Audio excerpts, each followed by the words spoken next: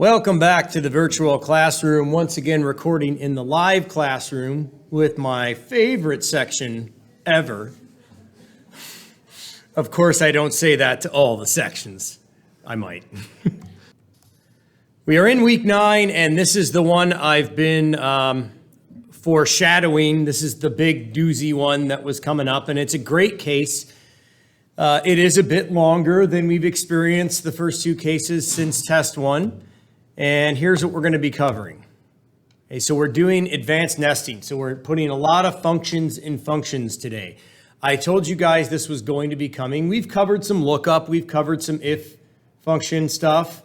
Now we're going to be doing a lot more. And I'm going to be showing you in the process of nesting these functions that it's not really that complicated, but it is something for sure that most of you have not done. So we're going to be doing some more advanced lookup functions. Nested if with and another function called or. We're going to be using the index function and a bunch of functions that I kind of have named them on my own as data extraction style functions or data style functions or database functions. They're functions that pull stuff from a table, but only if it meets a certain criteria. So it's more if analysis as well. And then we're going to get into pivot tables and pivot charts, which are super easy to manage. And that'll sort of be like the second half of the lecture. My monitor might change at that point, which is not a big deal. It'll still run through the video just the same. And all of this will be done with Excel tables that we just learned last week and structured references, again, that we just learned last week. So that was a really good case in week 8. To lead into the week 9 case, because everything we're going to be doing is based in a table that's already created for us. So let's get this started. Without any further ado, always go to the FOL content item, check out what we're covering this week. Again, a reminder, all the cases now are worth 4%. We do have a 5% evaluation coming up in week 13 that I will detail the week before. I got to get that information in there. I have the assignment already. It's just, most of you are probably watching this at a later date anyway. It's been posted in there since week 1. So this is what we're doing. And I do call them database style functions in there. And let's get started. I'm here in my grading section. We're going to go on to week 9. This again does not have additional files like we did. I'm not even in student view. I will get there right now. Okay, a little bit of a blip there. I just got into student view and I've already gone ahead and downloaded the files. There's just the instruction file and the 1 start file. Change the name as always by changing the 1 to a 2 as you just saw me do. And we will get the files open and get started. So right off the top, we're going to the worksheet after the documentation sheet, and there is a table already set up in there for us. And we're going to be working off that table, in that table actually, with some functions. And the first one isn't a nesting function. It's just to get us into the swing of using structured references again, and some absolute referencing as well. So this is the table. If I zoom out a little bit, you could see it has a little more data than we're used to. I mean, this case, we kind of need it to show the efficiency of what we're doing. It's a little more robust, but that doesn't make it any more difficult. Because you're going to find, and you haven't done this yet, that if you start setting up functions in a table, they will autocomplete for you by default, even if you don't use structured references. So let's get to the first step. We have Lyle. I think that's a really weird way to spell Lyle. I'm not 100% sure. I couldn't figure it out this morning. Lyle works for a student activities office. And I'm sorry these cases are always so American based. Let's pretend that Lyle works for the Student Center at Fanshawe College, and he's putting this stuff together, and he wants to get this workbook more organized. So there's a table that's already created. It shows a bunch of the students' data. It's got their student IDs. We're going to use an HLOOKUP to figure out, based on how many years of post-secondary school they've had, so after high school, what kind of hourly rate will they be paid? And there's some people in here that have been going to post-secondary school for 10 years. I'm not really sure what they're doing, but it makes the data more it makes the data more varied for the purpose of a SAM case. So I guess that's what's going on there. So we are starting in the cell E2. And in E2, we're going to do an H lookup. Whoa, Mike, what's H lookup? What the heck? It's the same as a V lookup, except the table in which you are looking up your data has the data going horizontally across rows instead of up and down in columns. And then there's just a straight up lookup, which I never use because it's always either horizontally or vertically laid out. So there's lots of different lookup functions. We focus on the ones you may encounter in the real world. You've done VLOOKUP, now you're going to do an HLOOKUP. So no big deal. If you want to use the formulas tab throughout this case, it would be easy to pull it up from here because it's fairly well organized. I still like to teach you, oops, that's not the one I wanted. I just clicked on that by accident. I still like to teach you the fastest way. And I think starting to type the function, double clicking on it to open your parenthesis and hitting the FX is the quickest way into the function wizard. And yes, almost everything in this case, you'll be using the function wizard. If it's anything more than just like average, min, max, median, mode, those really simple statistical math functions, if it's anything more than that sum, you should be using the function wizard.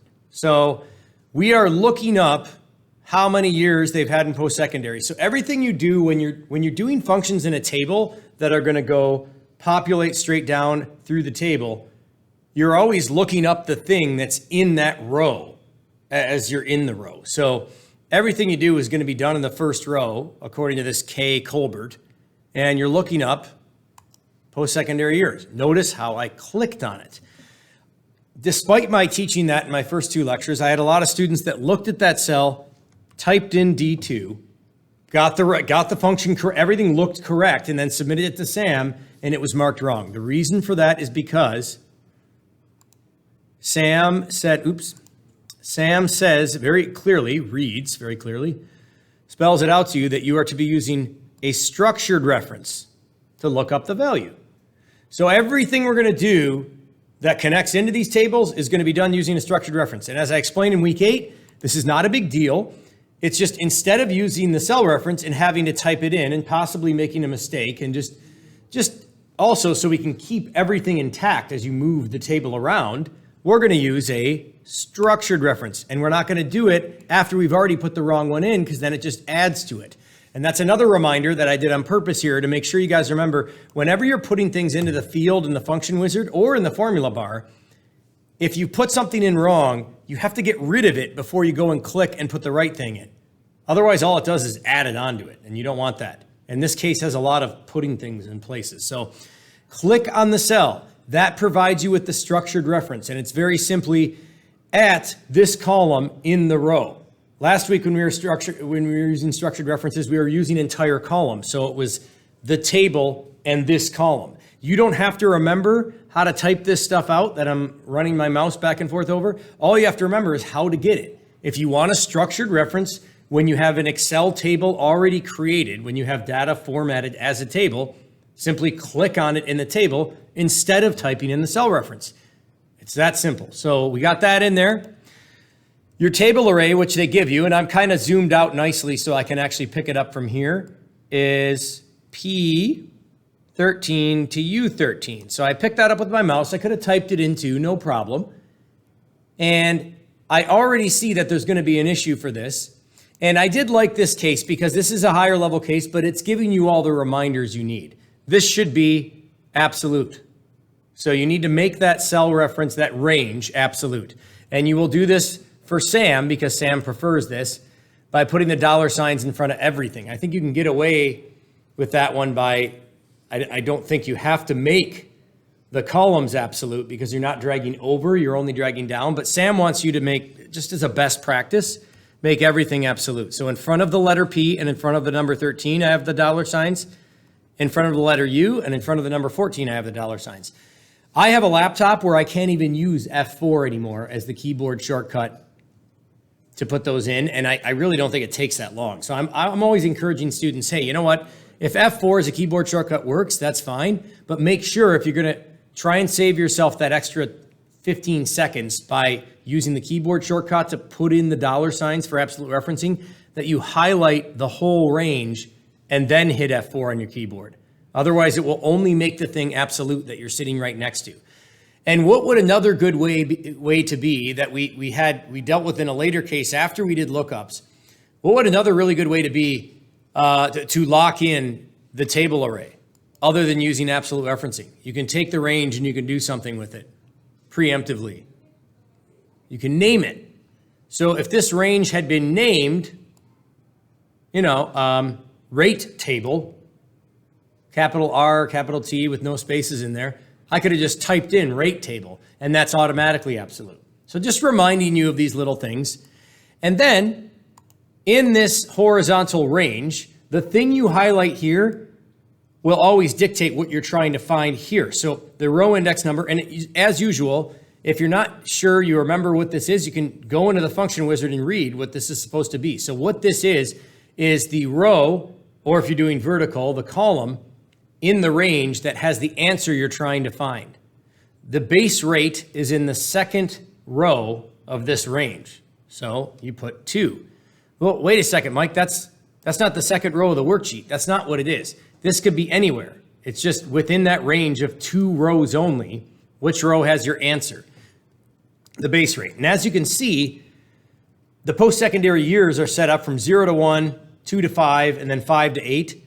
So the amount that they've worked or gone to school there, the amount they've gone to school there, which again, some of those guys have been doing some post-secondary school for a long time. Leroy, man, it's done. It's like those guys that are in high school for like 8 years and they're always males. Sorry, gentlemen.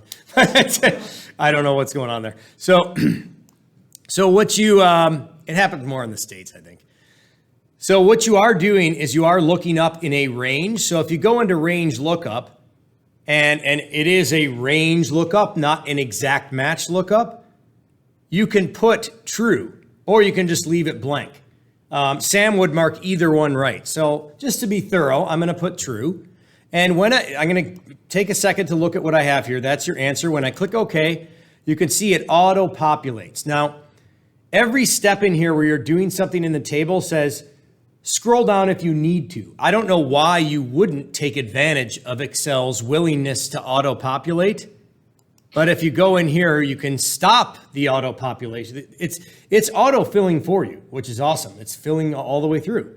And because you're in a table, it knows exactly where to stop as well. It stops right at the bottom of the table. So I would let it do that. And it will do that even if you don't use structured references. That's one of the neat things about being in a table and working with a table. So that was an HLOOKUP, not much different than the VLOOKUP, except this time around we were using structured references. No big deal. And we had to make this absolute.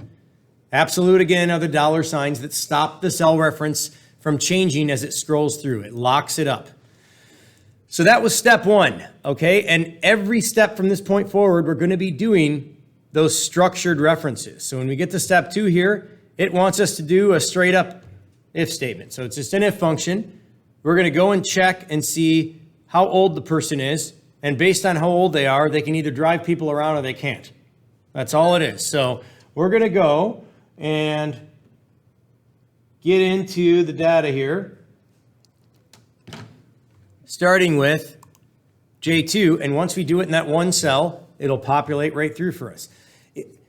Once you see the simplicity of doing the functions in the table and having it auto-populate, you're going to realize this is, once again, this course is all about saving you time. It's not about teaching you more stuff to take up more time. So we're going to do an if. I like pulling it up like that. I can just add the parenthesis right in there and pull up the function wizard. Always work in the function wizard with anything more complicated than one field. What is the question I'm asking? Now, you haven't done this for a while, so it's good that we're starting with just a simple if to review. So we are going to find out how old they are. So if you go to age and click on it, you get the structured reference. You don't type in C2, you click on that cell in that same row, and then you ask Excel, is it greater than or equal to, or greater? Must be over 23. So it has to be greater than 23. And we've learned if we know the equality signs and the equal sign on the keyboard, the alligator hungry, alligator not hungry. Greater than is facing the thing you're testing. Are they greater than 23? Very simply, if they are, you put yes. If they aren't, you put no. So as you'll notice, and as I've taught you before, in many of the fields, and especially if all you're putting in there is text, it will automatically put the quotes on for you. You will have some situations in the case today where you're asking if something equals text and it doesn't put the quotes on automatically for you because there's more in there than just text. So you always have to kind of pay attention to this stuff. If it doesn't auto-populate the quotes, you should put them in. But you only need the quotes when it's text or when it's a standalone item, which is another thing we're going to run into today with a sum if function later in the case. So that's it. That's your answer. And if you want to type the quotes in, you can. It is a best practice. I think the quiz gets a little annoyed when you don't type the quotes in, the SAM quizzes. So hit enter, auto-populates all the way through, boom, you're done. So what if, Mike, I did this? I'm doing a lot of second person today, or is that third person when I speak? It's like the Seinfeld episode. George is getting upset. And you guys have no idea what I'm talking about because I'm in my mid-40s and you are not. Seinfeld was a really cool TV show a long time ago. So, not that long ago. If I were to go back to show you how this would work out on the HLOOKUP, like if you've kept the auto completion set to on, which I wouldn't do anything else, and let's say you didn't have that set to absolute, and you just hit enter, and it looked like this, and you're sitting there going, oh my God, my formula is a total disaster, what do I do? If you go back and you change it to absolute, you can see even when I changed it the wrong way, and I'm just putting the dollar signs in where they go, and you click OK, it still autofills right back over top of what was there. So it'll automatically fix it. That's something I meant to show you there at the beginning, but I thought that was a better placed section for that point, actually. Moving on. So this isn't so bad. We're just doing stuff we already know how to do with structured references. I guess HLOOKUP wasn't VLOOKUP. Now, steps 3 and 4 are a little bit different. So there's a lot of different kind of nesting you can do, and it very often comes up with if functions. And some of the stuff you can do involves asking more than one question. So when you have an if function, let's go back here and let's start it here in K. And let's say we are going to, so this is not actually the way we're going to start this step, but I'm just showing you what I'm talking about. See this field right here where it says logical test? You can ask a lot of questions in there. You can ask hundreds of questions in there. And here is the way you would ask more than one question. You would use a function that allows you to build multiple questions in together. So this particular step asks you to use, and there's two functions that primarily are used for this. There's OR, then there's the AND function. So OR means you can ask multiple questions, and if any of them are true, it would default to the true value in an if statement. AND means you can ask a bunch of questions, but they all have to be true to default to the true value. Hence the definition of the words in the English language, which are conjunctions, if anybody cares about grammar anymore. I went to Catholic school for 9 years, man. All we did was grammar. There was like, and I had a really cool science teacher, but it was like there was so much grammar. It's like grammar, diagramming sentences. People don't do that stuff anymore. So based on what the words actually mean, that makes sense, right? Or would mean that any of this or this or this. So I'll give you an analogy. Like if you were sending somebody to the grocery store and you wanted pretzels. Okay, I love pretzels and mustard. It's a weird thing. It's awesome. So, and they said, well, what do you want? You want rolled gold, or do you want Old Dutch, or do you want Hanover's? Those are freaking good. They have all the flavored ones. And then you turn back and say, you know what? Any of those are fine. That's like or. And so any one of those would then, yeah, it would make it, it would accomplish the mission of getting pretzels. I'm losing my train of thought here to get the words. If you wanted 3 different kinds of pretzels, then you'd use the word and. Well, I want rolled gold and Old Dutch and Hanover's. I want these exact ones. And if you don't get all of them, the mission isn't accomplished. So it is based on the definition of the words. But the way it works in Excel is even simpler. So I want to ask more than one question because to be a leader, to do the leadership training, it's not just one thing. They can qualify in a couple different ways. Okay, so if they've been in post-secondary for more than 2 years, so they've been going to this school, not necessarily that school, it could have been other post-secondary. I still don't know who's in university or college for 10 years. I guess maybe somebody who's just scared of the real world, but it's, or doctors are in for like 7, I mean, it's 6 maybe. If they've been in there longer than 2 years, they can do the leadership training. Good enough. But also, even if they haven't been in longer than 2 years, but they have finance certified, they can also do the leadership training in that sense. So it's one or the other. If both of them, that's fine too. So I'm going to ask these 2 questions, and I'm going to do it using a function called OR. Well, I've never used OR before. How should I pull it up? Well, it's probably under lookup and reference, but in fact, I'm pretty sure it is. No, it's not. I'm glad I checked. No, not lookup and reference, logical. Or, yeah, what am I talking about? This is if. These are asking questions. Lookup is looking up. That's not even the same thing. So equals or. That's the other way to pull it up. Start your parenthesis or double click on it. Go in here. Oh, cool. What's this? This is exactly like the first field of the if statement, except you can do like 255 of that. I think you can even go past that. You just have to type them in manually. I don't think it really matters because nobody's ever going to do that many. Well, you might. Who knows? So how long have they been in post-secondary? Is it greater than or equal to 2? That was the first one they can qualify with. Greater than or equal to 2. And then, is the student's finance certified as yes? So going back to Excel, click on finance certified. No, what did I do wrong? This is what I was talking about. I clicked into a cell that was already complete. So that's the other version of what I showed you at the beginning about how to always finish what you're doing in each field. And once you're finished, click to the next field. Otherwise, what you're doing is just adding the next thing you click on to the thing that's already there. And it's easy to fix. You just backspace over it. And I'm going to check finance certified.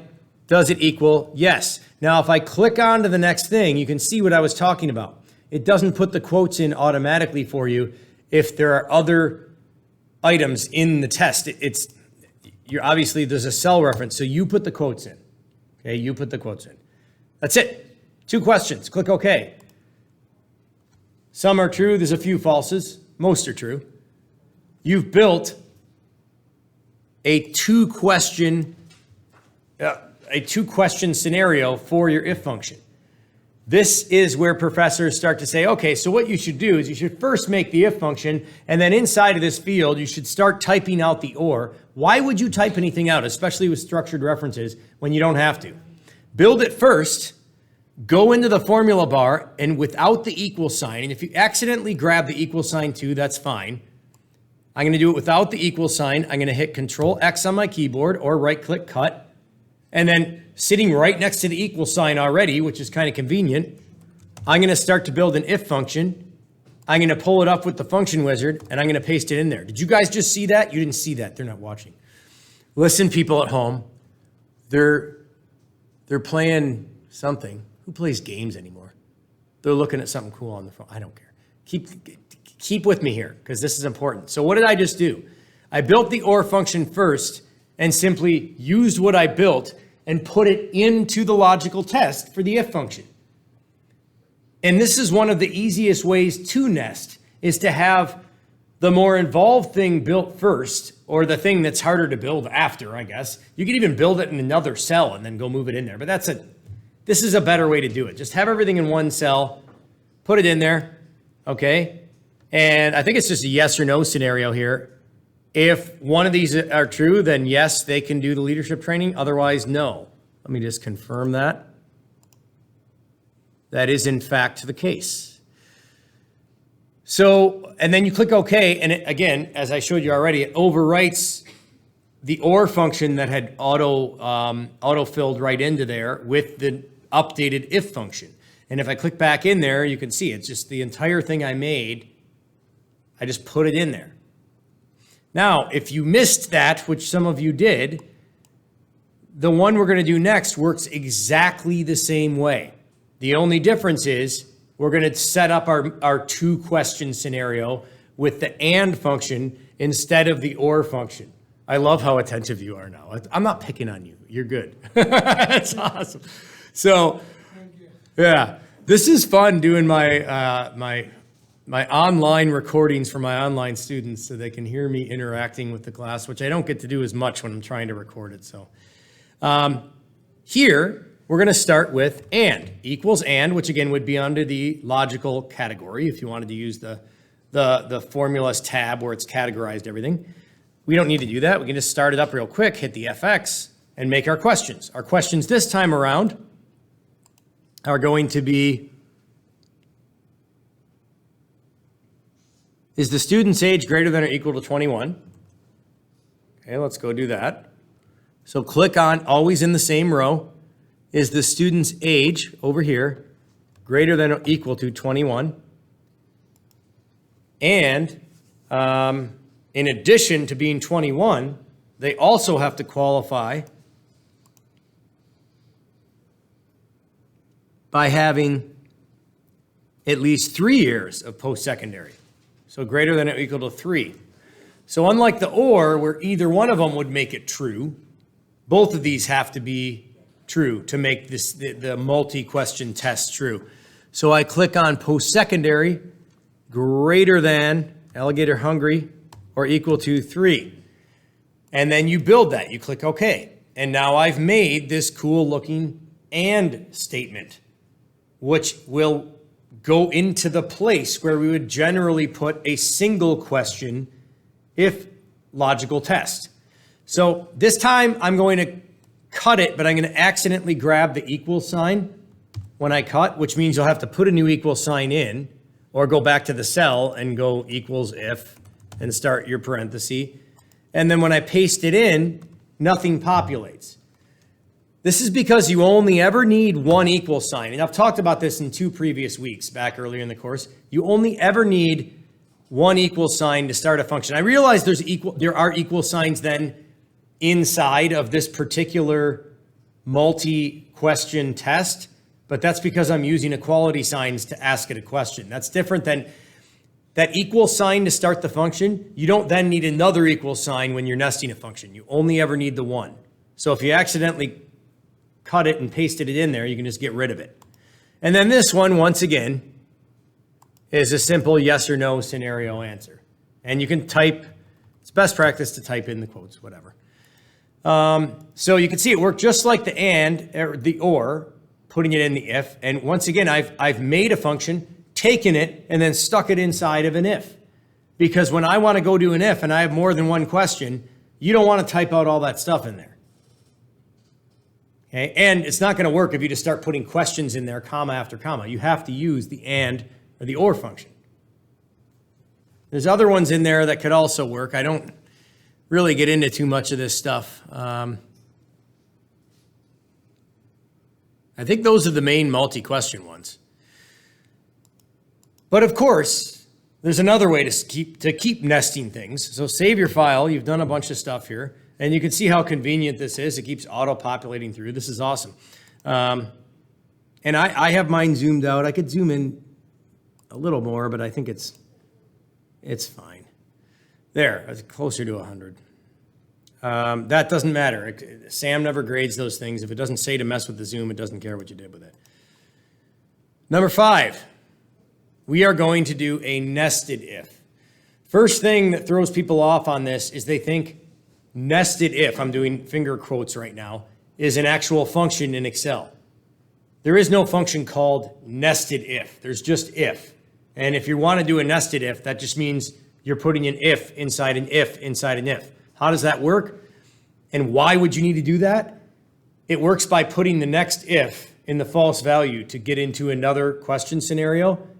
And the reason you would do it is because if it didn't default to the true value, you have to ask something else to determine whether or not they're the next true value.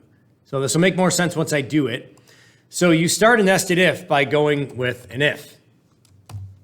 Put your parenthesis in, go to the function wizard, ask the first question. First question is, Lyle is always on the lookout for students that might be interested in running for office, and sell them to. Let's see if they can do it. So We're going to enter a formula using if structure. There's qualifications for running for office. If the value in the elected column is equal to yes, then they're already elected. They can obviously run, okay? So we go to the elected column.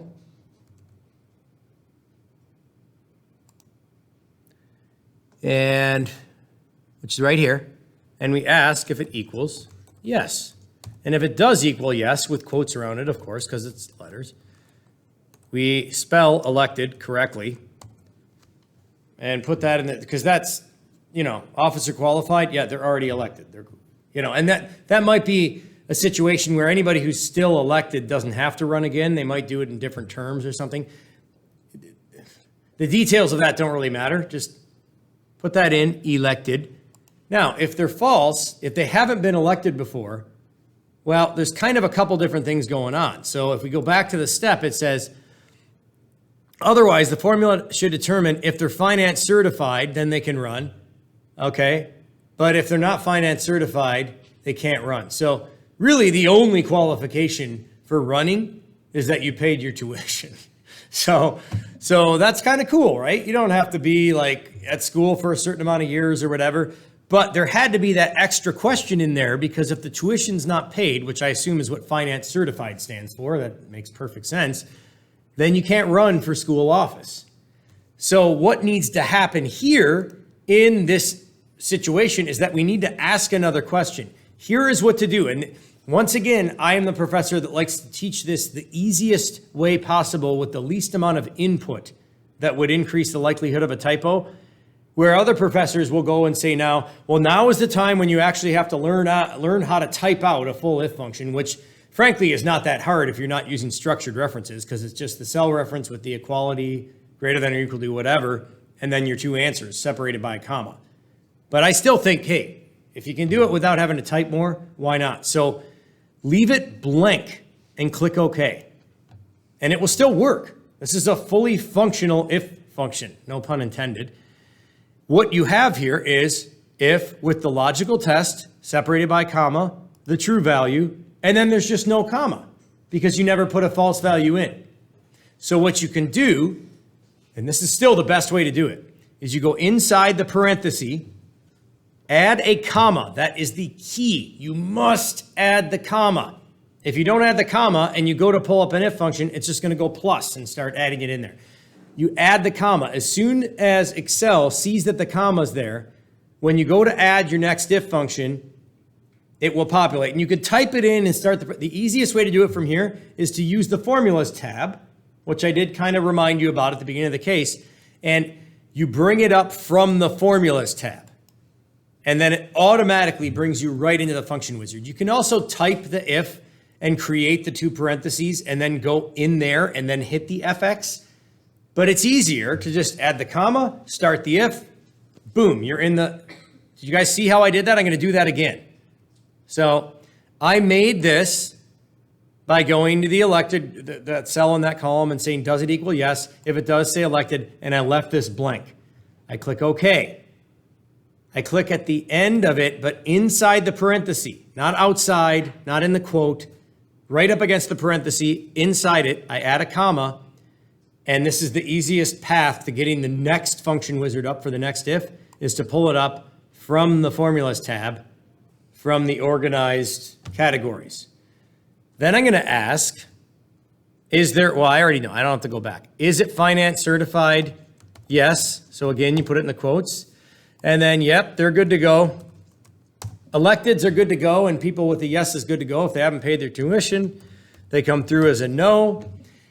And as I'm doing all these, I'm remembering that I didn't really mention to you that my feeling with SAM always is type things out exactly the way they have it. But I did notice as students were submitting this case, and when I did it this summer to get ready for the new version of the course, that you could do it in all caps or small letters, and it really doesn't matter as long as the word is spelled correctly and it's there. I just like to be consistent.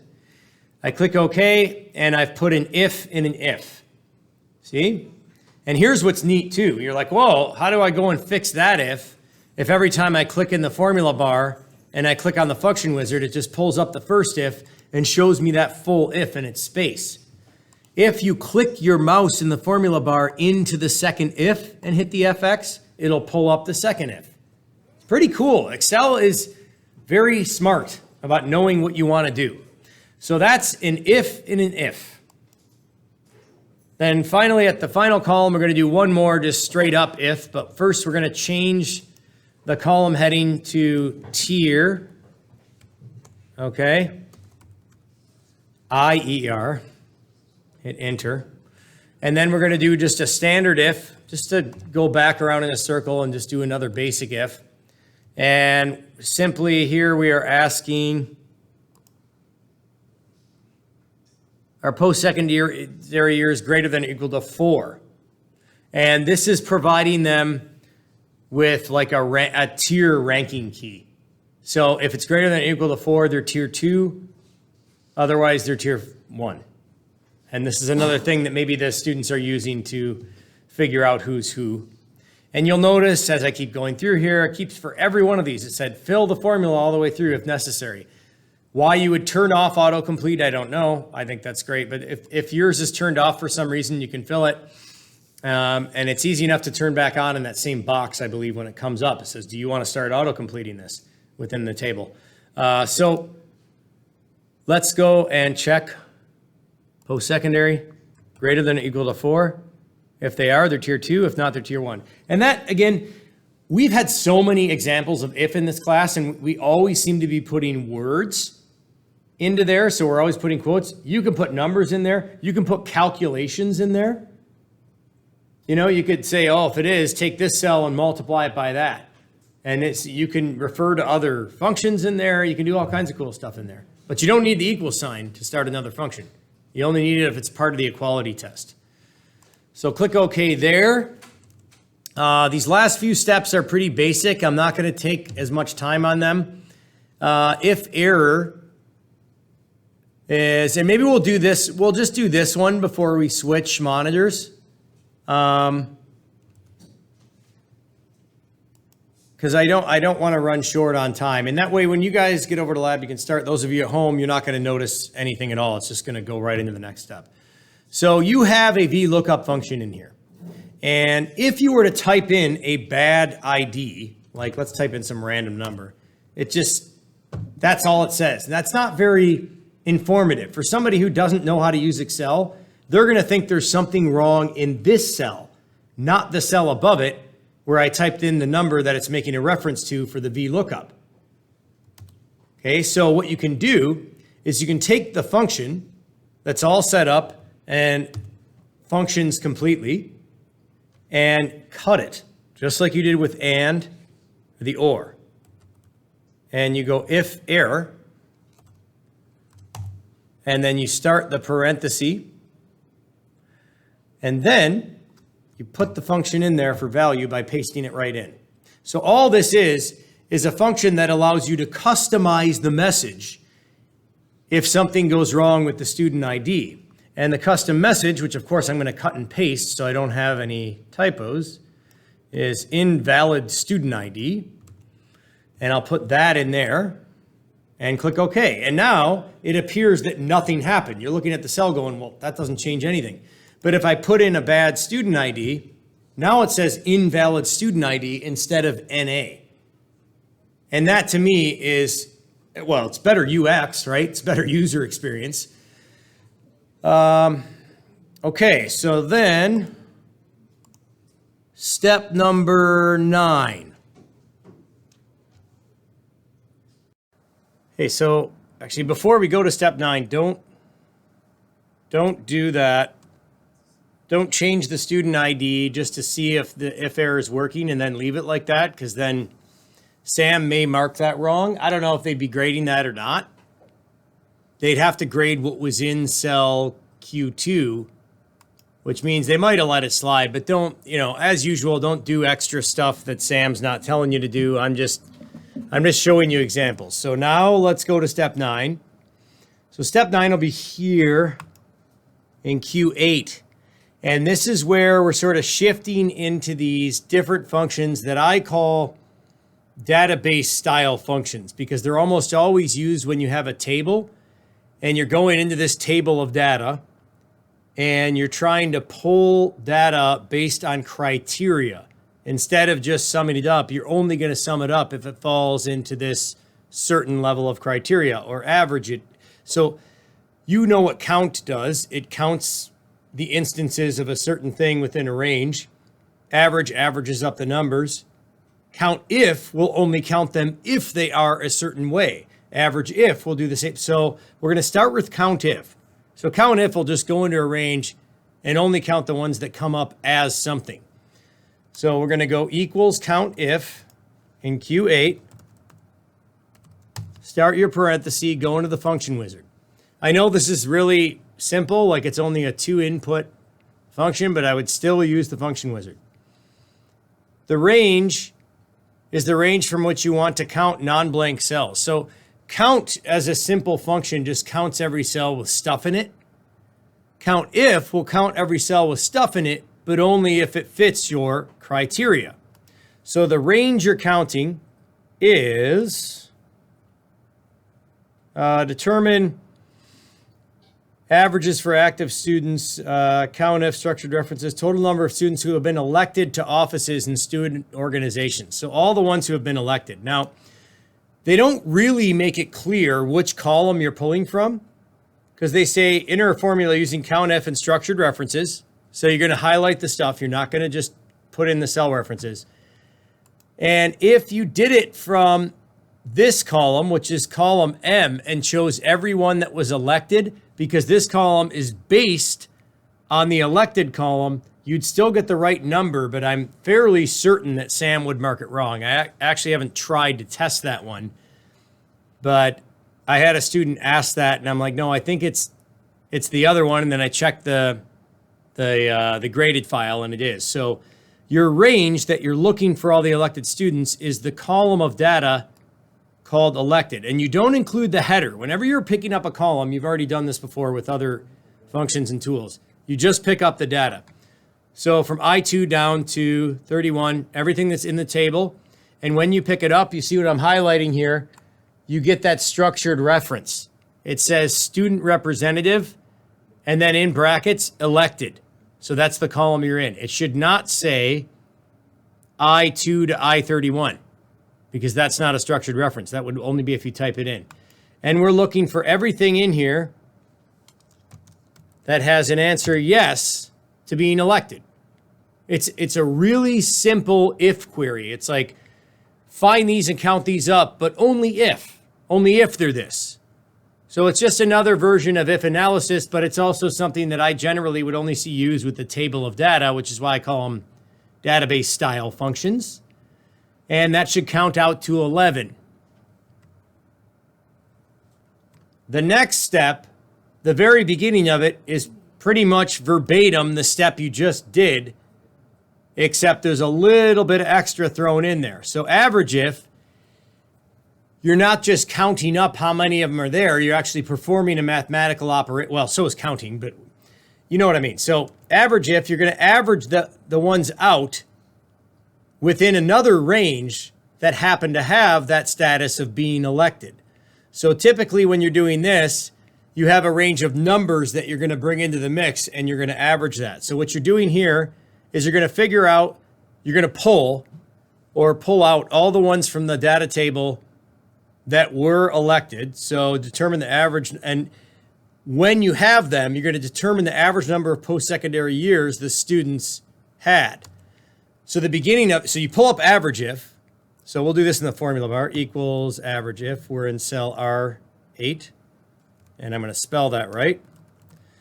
And then you have average if come up, you do it here. These first two fields are identical to what you just did because you want everybody that's elected. So again, highlight through the elected column to the bottom of the table. Look for the criteria, yes, in quotes. And then for average range, go over here to post-secondary years and highlight that to the bottom of the table. So what this is doing, look up on the screen here, what this is doing is it's finding all the ones that are yes, and then within this column of numbers, it's giving you an average, but only if they qualified as yes in the other column. It's actually quite simple what it's doing, but if you had to do that freehand without using Excel, it'd be a total pain in the wazoo. So there you go. And that should turn out to 4. And then the last one here is literally just average. They're just making you do a structured reference average. So you did this in week 2. This is week 2 stuff. Equals average. Highlight the post-secondary year data down to the bottom of the table. Hit enter. And you should come out to 3.8. Okay, save your file. Because you're pretty much done. Well, not pretty much. Because you're done with this worksheet. And now we'll be moving on to the next. So that was steps 9, 10, and 11, and that completes everything on the first worksheet, and we have saved. Let's move on to step 12. So here we have another table, and if you sit in the table, you can see it's a table, design tab, all that stuff. We're going to be using that in a minute. First thing we're going to do is we're going to use an index function in here. The index function basically pulls information from a certain location in a table.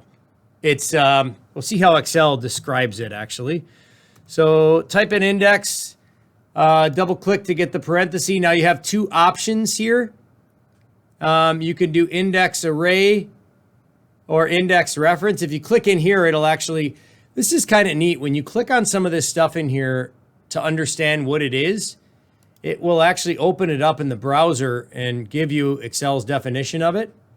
What you should do as soon as you get the parentheses, what we've been doing the whole case, is go up in the formula bar, hit the FX, and now you have these 2 options. You can do an array with the row number and column number, or a reference with the row number, column number, and area number. We're in a table, so we're in a fixed array. We're not doing cell references, so we choose the first option. And you click OK, and your array is all the data in the table. So what this explains is we're returning a reference to a cell or at an intersection of a particular column. This is a range of cells that will be constant in the data. So, and a table is a fixed set of data. You can move it from one sheet to another, and then it wants you to bring up the beginning of the data in the rows and the columns. So you just put 1 for each of those things. It's not a function you're going to run into very often. If you were to click help on this function again, and this should be opening up, and there it goes. It opens up in the browser. The index function returns the value or reference to a value within a table. So it is something that you will use with tables.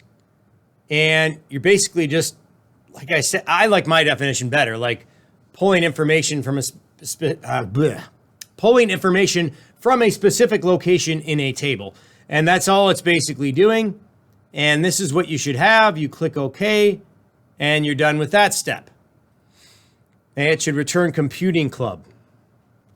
So again, I've just pulled it back up here just to review really quick. I had a question in the live class, actually. The array is always going to be the table. And based on the definition of what an index function is doing, it's the table. But just like when you're collecting the data to put into a function in a table, you don't use the headers. You just grab all the data, and that's your table array, academic groups. And then it wanted the beginning of each row and column section, so you put a 1 for each, you click OK, and you're good to go. Now, before we move on to the next thing, we're going to do one more database style function. We're going to do SUMIF.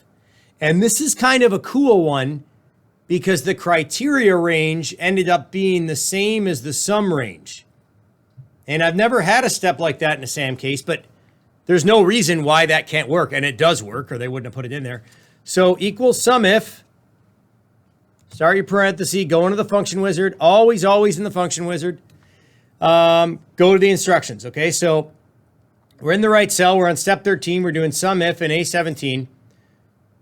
We're going to use structured references. So from that little table that's there, it's smaller than the table on the first worksheet, but it's still a table. And we're going to display total membership in 2023 for groups with at least 40 members. So we're using 2023 as the column, and it's the membership column as well. So the SUMIF, because the SUMIF, I guess it can be from, yeah, it depends. The range can vary, but so what I mean by the fact that we're using the same, so the range we're trying to find the data is here, and the criteria is if it's greater than or equal to 40, or is it greater than 40? Let's go back to the instructions. At least 40. So at least is greater than or equal to, so 40 or more. And you'll notice when I click down to the sum range, it put that in quotes. So when you're searching for criteria in a sum if, whether it's mathematical or text, it goes into quotes. And then the sum range could be another place. Like anybody in here that's over 40, there could be another column where you're summing stuff up. It just happens to be the same set of data. And that works, and it's no problem. So you see what I have here. You can pause the video for a second. That's what you should have in there. From the academic groups table, 2023 data in that column. And then again, for the sum range from the academic groups table, but it's only going to sum up the ones that are greater than or equal to 40. And the answer should come to 417. So one of my students did just point out to me as well, and I went and tried it, and it was fine, that when it is the same range, which is not always the case, and I usually when I do this, I'm summing up another range, so I never really thought of doing it that way. I put the same range in there, and it equated to the answer that we're supposed to get. If you look at the description, which I'm always going on about this with you guys, about looking in the function wizard when you're sitting in each field, it does actually tell you, if you omit this, it will simply use the cells in the range that you chose where you're looking. So this is a common thing to use the same range. And actually in the graded file, that's how Sam had it. But I know when I did this for my testing session, I put it in there. So either way will be marked correct. If you leave it blank or if you input the range again. Either one of those will be accepted as correct. And that was step number 13. Now, for the entire rest of the case, we're shifting into a different mode, which is something that still is based on tables. So that's why that case last week segued into this so well. So when you have tables, you can immediately make pivot tables from the tables that are like an interactive way to display and change out and switch up data. They're basically like charts that you can adjust on the fly. And in fact, you can make a chart from a pivot table. So I think the name pivot is in a sense to tell you that it's very versatile and you can kind of drag things in and out of it. And it's always based on a table. So we're going to switch to the next worksheet, which is currently a blank worksheet. And it's called Academic Pivot Table. And we're going to click in cell A1 because that's where we want to start this pivot table that we're going to create. And we're going to create a pivot table from a table that's not actually on this sheet. So this is a step that I haven't had in a case before, and it doesn't make it any more difficult. You simply go to the insert menu. Whenever you want to create a pivot table, it's the first option in the insert menu, all the way to the left. You click it, and you can see down here, it's putting it in A1 in that sheet. So that's what we want. We want it in A1. And we want to base it on the table we were just working on in the academic groups worksheet. So when we click up here into the white empty box for table range to pick our range, we can go over to the academic groups sheet, highlight the data, and it will pick up the whole table, academic groups. You never have to highlight the headers. I think in this case, if you highlighted the headers, it would work out exactly the same. Okay, because you don't have to have just the data. So it's picking up the whole, and then you can click OK. But in a sense, we are 3D referencing right now because we're placing a pivot table in a blank worksheet in A1, and we've left that surface of the sheet to go and pick it up from the sheet next to it. So do we want to click back into the sheet now that we're done? No. If we click back into the sheet, it'll change what we have in that box. We simply click OK. And it takes us back to the sheet where we started. So it is fundamentally the same as pointing to a cell. When you're creating a pivot table and picking up the cells, you're still doing a cell reference. So now we have this thing that just looks like a pivot table, or looks like it looks like an icon that tells you how you're about to build a pivot table, but there's nothing in it yet because you haven't dragged the information into the sections where they want it. But the first thing you're going to do is rename it. So you're going to rename it Academic Pivot Table. And of course, just like when you're in the header footer section, just like when you're doing charts, just like when you're in a table, just like when you sit on a picture, all these things in Excel, when you click on them, you get these additional menus that come up. See here, the extra tabs, when you click off them, the tabs disappear. And if in the process of playing around with pivot tables, you ever lose this section over here, that would only be because your field list button was turned off, and you can turn it back on. You can turn the buttons on and off here. It's very easy to get this stuff back if you lose it. And also, and I'm constantly reminding you of this, if you have a tighter monitor, you may not see as many icons as me. So just a reminder. First thing you're going to do is change the name. This is the very first field over in the Analyze tab of the pivot table section, and I'm going to paste the name right in there and hit enter, and it's done. I already copied it just a second ago right here. Then you're going to start building it. So the way this works, you can take these items and put them wherever you want to start to create the pivot table. Don't do what I just did. You can drag those back out or just uncheck them. In case you can drag and drop them, you can check them. We want to add the group's name, the activities field, and the group name in the rows area in that order.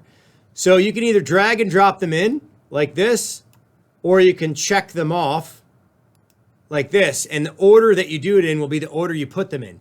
If you get them in the wrong order, for example, and I can drag and drop just to even move it, you could see we've found ourselves in a situation where there are way more different group names than there are activities. The activities it's a better way to sort. So by ordering them, you're automatically setting them up for subtotals. So the activities should be first, group names should be after. Well, I'm just dragging and dropping. It's that simple. And if I don't want to see, let's say I had office in there as well. And office could be put under activities. So now you have like a different level of information. If I don't want to see that with the different groups, I can just uncheck office and take it back out. Or I can put it back in again just like that and move it into the middle. It's very interactive. But you are to have just group name and activities with activities on the top.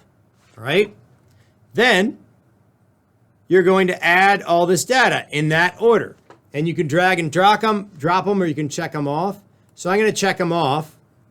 And I'm going to go and look at this, and I can see that it's 2021, 22, and 23. I checked them in order of the how they were laid out, and that actually is the order they should be in.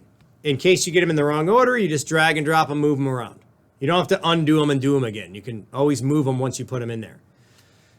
So now I've got this cool little table. Let's focus on 2023. We only want to look at 2023. I could just turn 2021 and 2022 off. And then I could turn them back on again. But now they're out of order, Mike. So what? Just drag that into there. Put 2023 back at the end. Fixed. You can't do that with the normal chart. Pivot tables are really cool. And how do they work? They work based on tables that are already created with headers and data. So this pivot table is based on that. It's not hard stuff, guys. It's just a matter of knowing where to put your mouse and where to go and do it. Now we're going to do some settings up in I think this is in the Analyze Design. This is in the Design tab. We're going to change the display of subtotals to show all subtotals at the top of each group. So show subtotals at top of group, which I think it already was set to. But Sam's still going to check and make sure you did that. So it was already set to that, but Sam will check.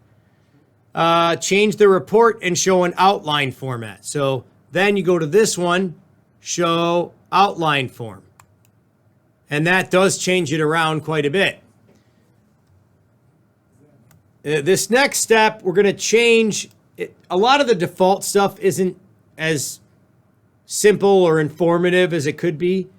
The sum of 2021 would be better named 2021 membership.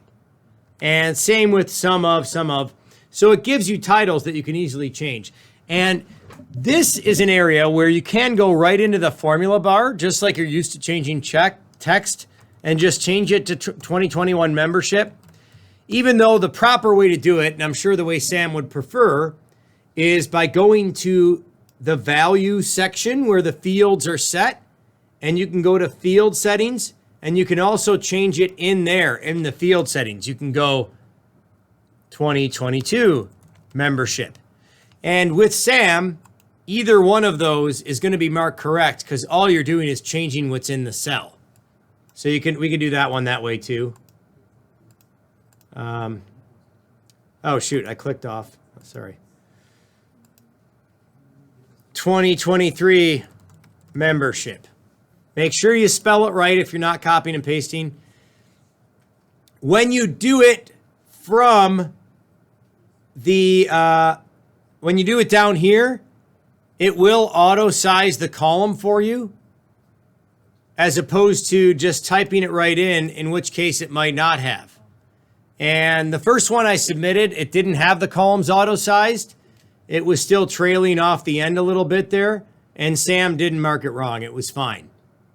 So if you do it the other way and you see that your columns don't look exactly the same as when you scroll down here and look at the pictures, we haven't been looking at the pictures much in this one. You always should be doing that if it helps. That the columns have all been fit to those texts. If you typed it in manually, it might not do that, and that's okay. Sam won't mark that wrong. And I'll leave mine sized, that's not the right one. I'll leave mine sized smaller like that just so you can see when I turn it in, I don't get it marked wrong. The next set of steps, so that's all you're doing there. Literally, like, I don't want to beat that one to death because you could literally just go to each cell and just change the text. That's like week 1 stuff. The next thing you're going to do is set the numbers. Did I skip that? Where did I? Hang on a second. Oh, right, because it's built into the same step, changing the number format. So the reason I do these separately is because I wanted you to see that with that step that I just did, you could do it the traditional week 1 way, where you just literally just type in the text right over the text that's in there and change it to the new text. But the other step where you're changing the number format, you cannot go here and go to the home tab. You can and change it to number and reduce the decimals, and it does, but that hasn't actually changed the number format in the field settings. So for the next step, to get it correct, what I just did will not get it correct. You have to go down here and go to, and it doesn't have to be highlighted. You can be sitting anywhere in the pivot table. You go down here and you individually go to each one. You have to do all 3 of these. You go to value field settings, you go to number format in here, and you'll see this one still says general because the number format from the home tab will not override the field setting number format in a pivot table. And Sam wants you to do it in the field settings, which is why they actually put those 3 steps together like that. Go in and change the display name for that field, and then while you're in there, do the number format. But I wanted to show you that when you're changing the font, you can do it both ways. But when you're doing the number format, you can't just do it from the home tab. You have to go in and go, how did I get stuck in this? Hang on a second. I had to get out of the first box because I put it behind it instead of in front of it. There. So you have to go into the field settings, go to number format. I should have been able to move it aside. I should have done that. Go to number and go here and go 0 decimal places. You're going to do that 3 times for all 3 of them. Click OK again. Go to 2022. Value field settings. Number format. Number, 0 decimal places. Click OK again. Go to 2023. Value field settings. Number format. Number, 0 decimal places. And click OK to get out. Doesn't look like anything has changed, but Sam will be able to go and check that you changed the number format in the pivot table field settings, not the home tab. You do not have to do what I did on the home tab. That's irrelevant. Hey, I was just showing you that when I do that, it doesn't override the field settings in there. And that's what they're checking. So that was a good introduction to pivot tables. That was kind of cool. Like you can, and I showed you how I could move stuff around and kind of take it in and out. We're going to do more of that in a second. Step number 15 is something a bit different. We have a table here, and this is purely to demonstrate to you that if you have a pivot table and it's all set up and some of the data in the source table that created the pivot table changes, it won't change until you refresh it. So if you go in here and it wants you to find Astronomy Society, they are in alphabetical order, so it's pretty easy to find. It's right there. They want you to change the 2023 amount to 76. So apparently astronomy is getting really popular in 2023. So that was step 15. That was a pretty easy step. You're literally just typing in a number over top of the number that was in there, hitting enter. And now when I go to the all groups pivot table, which is the next step, and I see Astronomy Society, you can see right here, the cell I'm sitting on, it does not say 76 yet. But if you go to the the Analyze tab, and you click the refresh button, watch my cells, whatever that is, D6, it's now updated to 76. And it changed the column width, which is kind of weird. Oh, maybe no, that has nothing to do with this one. I don't know why it did that, but it's not going to be a problem because Sam didn't say to touch it, so just let it go. So that's now updated. So that was just to demonstrate that the data updates after you refresh it. And now we're going to switch to the all groups pivot table worksheet. And we already did that. That was 16. Now we're going to apply the light blue pivot table style medium 2. And this is, so a lot of these steps are like regurgitating the same type of stuff you would do to like a chart or a graph and other things where you have these types of styles, or a table, for example, and you're just doing it to the pivot table now instead. So I already know I have to be sitting somewhere in the table. If I click outside the table, I lose my design tab. So make sure you're in the table, go to the design tab, go to the medium category. And I initially, when I did this for my first practice session, I thought this looked like light blue, but that's light blue medium 6. It is light blue. This is light blue medium 2. And it's actually the first one in that column. It's the second one over in the medium section. So choose that. You got your nice nifty style there. And then you're going to add office as a filter area. So this now starts to show you how interactive these tables can really get. So we covered filtering last week, and now you're actually going to be evaluated on filtering a little bit. It works the same as it would in a regular table. We just want we want office to be one of the things we can filter by. So take office, put it into filters, stick it in there. And then once you do, you're going to filter so that you only see the organizations with private offices. So you can go down here where it says show all and choose private. That was kind of cool. I could filter in the pivot table the same way I could in a regular table. Now there's even a more advanced style of filter that you can use in a pivot table to go from one to the next to the next. So if you're comparing like one department to another or one sales team to another, you know, it would be one of those things where you can do it right on the fly. And this is going to be even quicker than filtering by public, private, but it also allows you to do a filter in a filter, which you could also do if you put more stuff in filters here. But I like this tool a lot. So this came out in Excel 2016. It's under the Analyze tab, and it's called Slicer. So again, if your tabs look a little bit different, it might, you know, it's because your monitor is different. So insert Slicer, and we are going to slice by, or filter by, that's basically what you're doing, activities. So you go to Insert Slicer from Analyze, check off Activities, and click OK. So now you have this really cool turbo filter where you can filter or slice, I'm doing finger quotes again, by activity. So if I just want to show political, I click on political. Okay, let's see how that would look compared to professional. And then I go to fraternal. And then I go back and turn the filter off and it shows all again. It's pretty cool. And this involves a bit of resizing, which we've done with charts a bunch of times. So it's kind of the same drill here. But you got to be really careful with this one because it tells you before you go and resize it to specifically set the dimensions at 2.2 inches high and 3.2 inches wide. So if you're sitting on the slicer, again, it's just like all this other stuff in Excel. I'm on the slicer, I have an options tab. I click off the slicer, I don't have it anymore. So be on there, go to the options tab. Over here, it has height.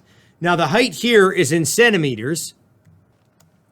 Now my students in the classroom are telling me that theirs is already set properly to inches in the labs, which is nice, but I'm guessing most of you at home, and especially with 365, are probably on centimeters. And just to make sure Sam doesn't have any issues with the conversion from inches to centimeters, which you could easily do by just Googling the converter and just convert 2.2 inches to centimeters. But I don't know if it's going to see those same decimal places as equating to exactly 2.2 inches. So here's what you do.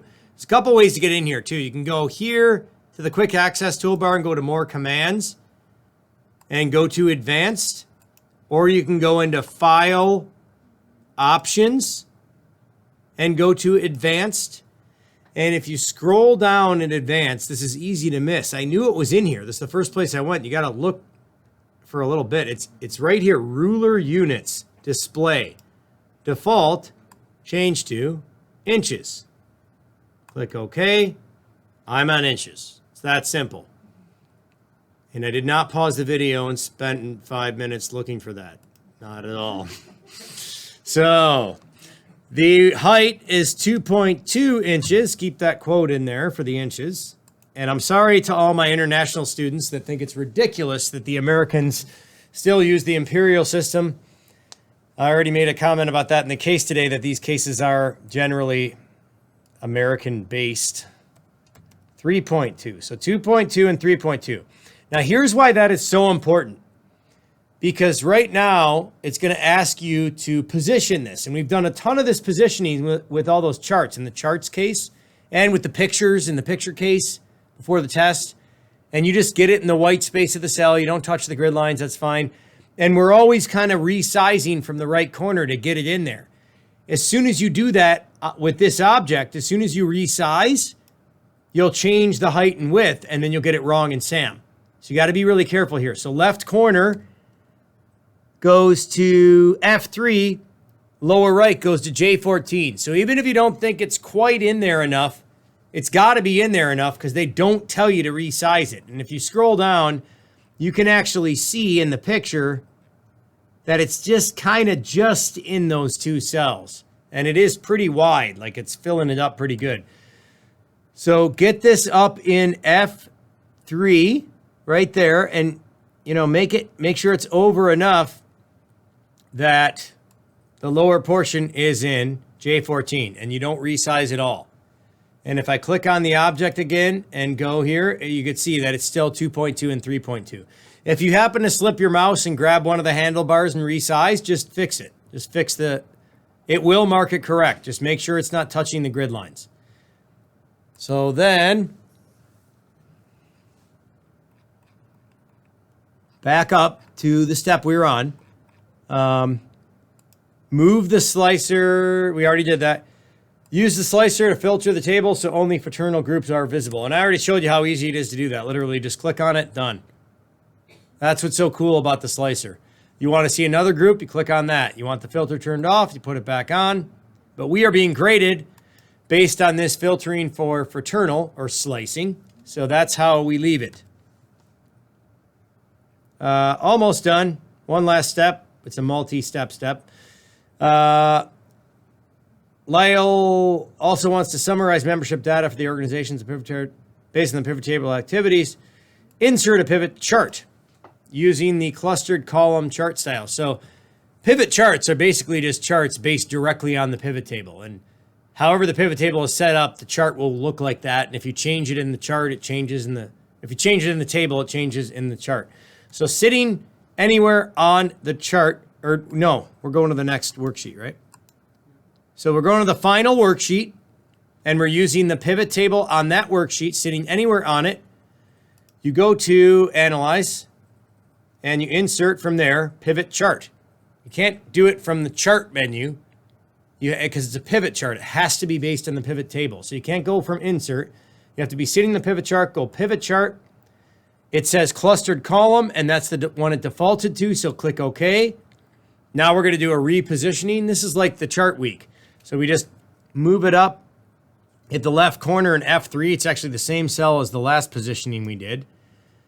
And we can move that over a bit, or we can close this stuff if we don't need to format the chart area right now. From there, lower right is an O19. So 19's down here, O's way over there. So you are going to have to drag and resize this one. O19, just don't be touching the grid lines and you'll be fine. Have it in the white space of the cell. Add a title. Add a title above. So title above. So sitting on the chart, go to the Design tab, just like with our charts that aren't based on pivot tables. Chart element, chart title, above chart. So this is just some nice review for charts. Like, you already know how to do this. You're just doing it to a pivot chart, but it works the same way. And then in that text box, you're going to put the title, membership by type. You're not going to add any extra spaces. I would recommend copying it so that you don't miss where the capital letters are or aren't. And go in there and paste it right over top of the text that's in there, which is just chart title, the generic text. Jeez, what am I doing? And it doesn't say anything about formatting, so you don't need to worry about that either. Although, just as a matter of a best practice, I would still paste without taking over the formatting. It was just bold type. It was no big deal. What do you do as soon as you're done putting in anything in a text box and you don't want to get it incorrect in SAM? You click outside the box. You do not hit enter, because those hard enters will be considered typos. And I'm going a little bit quicker here because this is stuff you guys know how to do already. And finally, filter the chart so that only the membership data for groups with educational, field, and fraternal activities in each type of group displays in the chart. And then in parentheses, it goes, oh, this filter may automatically already be applied when you create the table. And it should be. If for some reason it didn't translate through, then you should go here and set it to show just those three. That's where the filter button is. But it did, because that's the filter that was already on the chart. Or actually, where is that filter? How did it know to do that? Actually, I take that back. I think it's just a default setting where it knows just to pick up the first three in a row, and then you can kind of decide what to do. But just to show you that the filter does translate through if you start to change the pivot table. If I go here and I only wanted to see like academic and cultural, it would then translate through to the chart from the table. I'm going to undo that though, because what I want is this here the way it was, and then the chart filtering for those three. And that would be the end of the case. So save your file. Now I'm going to close the file up and submit, and I'll pause the video while I'm doing that because my computer is kind of slow. All right, so I've uploaded. I've got the file downloaded. I'm going to open it up here for the moment of truth. And I have done this case. This is my third time this week, so I better have 100. And you know I did little things there to show you that it wouldn't mark you down if it wasn't perfect. And there you go. So 100%. This and week 12 are the longest cases of the semester. So I'm not going to apologize about the longer video. It is what it is. I'm walking you through everything step by step by step so that you get a good mark and you get a better grade on the test. So that's it for week 9. We got everything covered here. I will see you next week.